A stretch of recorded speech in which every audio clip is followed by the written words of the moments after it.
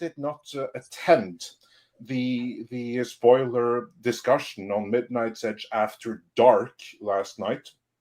I invite you all to go check it out because that was a brilliant discussion. And Tom, you made an observation in there, which I agree with 100%. And that observation, and this is the one thing that I will give the movie credit for. This is the thing I said about like subtext. There needs to be like some hidden meaning and stuff. Things that you can go and debate and talk about, maybe be a little bit unclear about. This movie actually has that.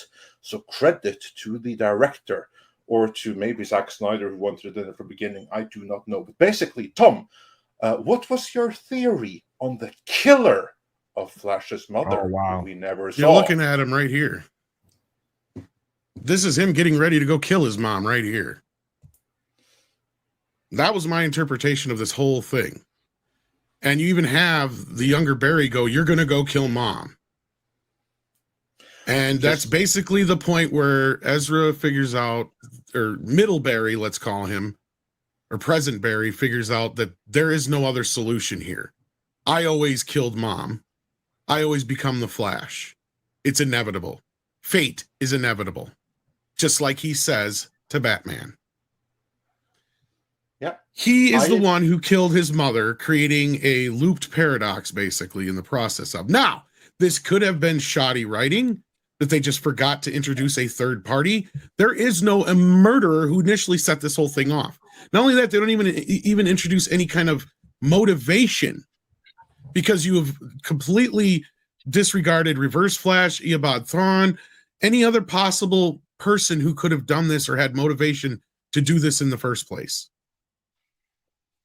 So with the way this movie plays out, the only logical solution is Barry kills his mom and frames his father for it. I agree. The only thing he did to change that was his dad still sits in prison for 10 years, but he just made it now that, the video works better so he can get his dad out of prison. And problem solved. And Ben Affleck's Batman is lost because of that little change. But yeah, don't even get me started on that shit. I agree completely with your interpretation that the person we see right here, which is we also see it in trailers. This is like towards the end of the movie when he basically goes as an adult to say goodbye. He's getting permission from his mom. Yep, he's getting her permission to do what he must do, and that is not just to take away the can of tomatoes. No. That's just to get the father out of the house. Yep. The other thing he must do, because there is no killer. We have never been presented with an alternative killer. Nope. He must next go to the house, use his super speed, and stab his mother to death. Yep. Look, and that's lovely. I mean, that's just a beautiful image you paint there. But I'm going to reject it, just because I think that there was a killer. The problem is that based on other previous comics, it's suggested that it's an entirely other entity. And I know some people are like, "Oh, it's this, it's that," and it's like, no. You're drawing shit from the comics. You're bringing characters to the table that don't fucking exist in this movie.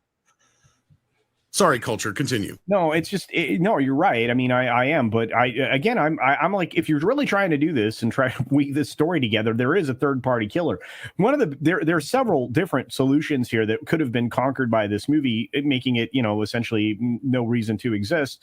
But he finally arrives on the conclusion that still changes the history, which is to put the tomato sauce on the top shelf instead of the middle shelf. So his dad has to look up and get caught on the camera. I mean, this is how dumb this is. Instead of actually looking for the actual murderer, which set the original story up in the first place. Sorry, this is what pisses me off about this. I'm sorry. I was headed there. I'm like, you could have actually rectified it without changing anything by just having Flash go back in time and see who the murderer is. And he doesn't do that. And there's a reason for that.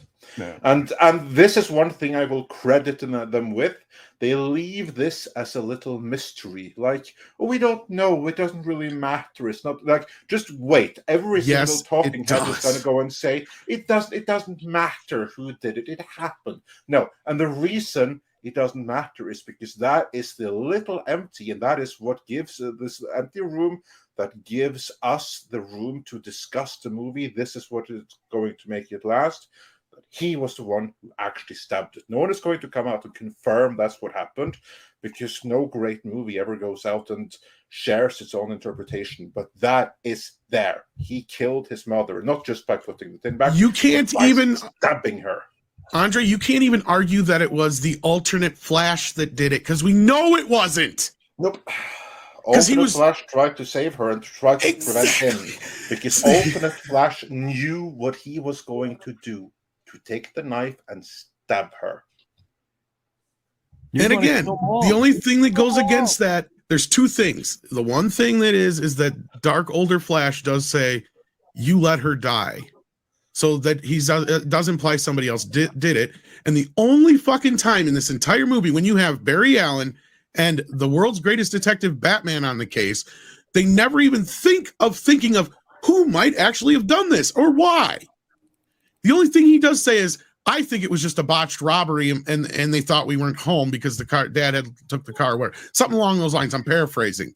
That's the only time he says it, brings up any other possibilities into this whole idea that there might be somebody who murdered his mom for whatever reason. You know what I'm enjoying? The thing I'm enjoying about this conversation and how animated and emotional it is, that if Shakespeare had social media at the time, and people went nuts over Richard III like this. Yeah, but this is the best part of the movie. I will say that. Just that one thing right there, I don't think that is stupid. I think that is actually a stroke of brilliance, and it's a shame that the rest of the movie doesn't live up to it, because this is kind of like a predetermination bootstrap paradox right here, and it's the single most clever aspect of the whole movie. So I don't bring it up to like poo it in any way. On the contrary, that is one thing about this movie that I would say, yes, that was brilliant. That was clever. Maybe, but it's still bad because you're making your hero into a villain. He is a murderer now, and not only that, throughout this entire movie, he doesn't do anything heroic without doing something bad in the process of. He's stealing shit constantly. All the time. Yeah, and doing other things that are not very heroic. But anyway, Culture and Paul actually sadly have to leave us now. So before you go here, Alex M has a super chat specifically for you, Culture. He goes, "Oh, Culture, sigh. Let me clear this up. If you're English, you're British. If you're Scottish, you're British. If you're Welsh, British. Same for Northern Irish, but more complicated. It's like being Floridian and American." I accept that, but I will say if it's not Scottish, it's crap. It's crap. Speaking of crap, what kind of crap have you got coming up, Culture? No, I'm just kidding. What kind of good stuff you got coming up? No. I got some crap out there too. I mean, let's be fair. I made early content, so did we all. But anyway, no. The channel's got some new stuff coming out. I got a video that's just about to drop, or it's already just dropped, that talks a bit about the giant debt bomb that Hollywood is faced with. That's something you can watch after you're done here over on Midnight's Edge. I've got my live show coming up the Friday pre-flight, which comes up after Midnight's Edge. And then I begin my weekend, and that's going to be an awful lot of work in the greenhouses and other stuff. But I want to say thank you for having me on this week. It's been a good time. I like hanging out with the Canadian who has worse dad jokes than me, and I appreciate Paul very much. We're on the way. We're on the march to 10K, and it's all because of you. So thank you for all of your support. That's great. Congratulations. Yeah, we're getting real close. We're hitting that 7K mark. I think I can meet my deadline, which is the middle of July. I think I can get that last 3K. We'll see. I'm gonna work hard. We'll see. I blame Paul for that though, because because I'm sucking back about nearly 4,000 subs a month. Yeah, you're throwing them away. You should just throw them. So you're like Jared. Whoa, I gotta go. I love y'all. He said he's throwing back subs. I thought maybe. Gotcha. Meet Culture. Yes, meet subs. It wasn't even a bad joke.